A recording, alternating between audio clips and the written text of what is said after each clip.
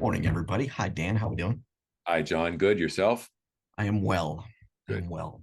Let's talk about change. Mm. Um, it's hard to do frequently.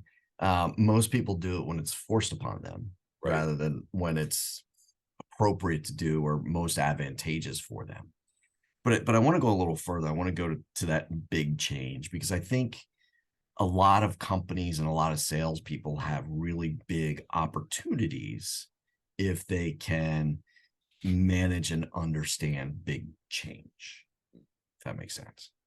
And I think too often we look small. You've talked a lot about goal planning, and people say, yeah, I'd like to get 10% better this coming year than I did last year versus 40, 50, 60, whatever that I'm, that sort of thing. But can you talk about big change and why still to this day, when we all know we need to embrace it, it's so hard for most people to do it? Because we don't want the problems and the concerns and the frustrations and the effort it takes to change. We like things the way they are. Look, for most people, you earn exactly what you think you're worth. You live in a kind of house that you kind of like. You drive a car that you like. You wear the clothes that you like. You have the friends that you like. Everything around us has been set because that's where we are. That's our comfort level. And frankly, if we start to then try to change that, other things start to get messed up. So, for example, if you become extremely wealthy, some of your friendships change. Your house may change, your car may change, your overall health may change. And for a lot of us, that's scary. And a real good example on this is in the real estate world. I was talking to a person that owns a real estate office. And I said, talk to me about your realtors that are in there. And as she was talking, it was amazing to me how many realtors she had that only sell 1 to 2 houses a month.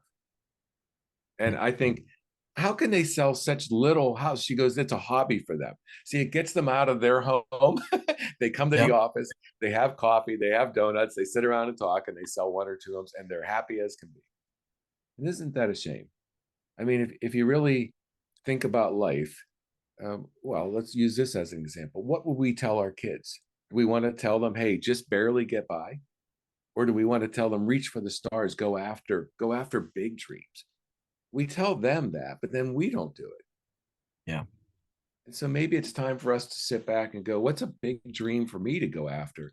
And then you'll find you get actually excited about Yeah, you do. And I think back over my career in sales. And when I was in my 20s and up until my mid 30s, I was really aggressive about change. And I was really aggressive about almost forcing it upon people that really didn't want it. And then I got to the stage of being one of those people that didn't like it as much because I got into sort of my mode of how I wanted things to function. And then people started picking at it. And a lot of that was not people doing things intentionally. Sometimes it was regulatory changes, or sometimes it was, governmental changes or things we had to deal with from that front. Or sometimes it's just, hey, what we used to sell no longer matters. We got to move with that change. And so the question is, are you staying out in front and inflicting it upon yourself almost, not in a negative sense, or are you doing it when you're forced to? it. So, Well, and at the end of your life, do you want to live a life that meets the approval of others or that meets your approval? yep, yep. That's No doubt. really the It's about choice. that journey. It's all about the journey. Bingo. Bingo. All right, everybody. See you again tomorrow. Have fun. Yep. Take care.